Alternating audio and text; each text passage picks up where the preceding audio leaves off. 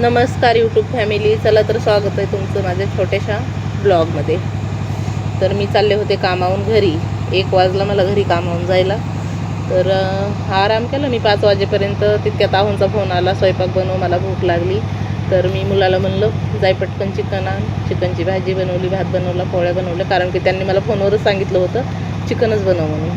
म्हणलं ठीक आहे. तर मग अशी मस्तपैकी चिकनची भाजी, भात, पोळ्या बनवल्या. 5ला लागले मी स्वयंपाकाला. 6 वाजेपर्यंत स्वयंपाक झाला. त्यांना मस्तपैकी असं वाढून दिलं. तितक्यात मुलगा म्हणत होता मला चहा प्यायचा आहे. चहा म्हणलं नाही, आता स्वयंपाक झाला आहे, जेवूनच घे तू. आणि त्याचं तरी नानू चाललं होतं. नाही म्हणलं तुला काही चहा मिळणार नाही, तू जेवणच कर डायरेक्ट. आणि तितक्यात मग दुसरे पण आले शाळेतून. शाळेत जे गेलेले होते ते पण आले. तर हे जेवायला बसेपर्यंत दुसरे पण शाळेतले आले.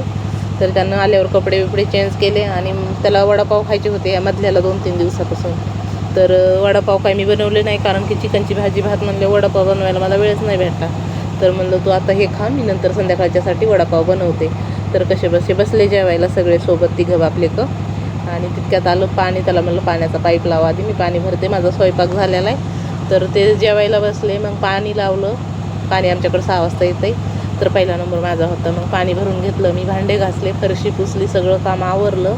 आणि मग मला जायचं होतं कामाला. काम आवरेपर्यंत मी बटाटे उकडायला लावले. म्हणलं तुम्ही बटाटे सोलून घ्या, मी आल्यावर बटाटा वडे करते.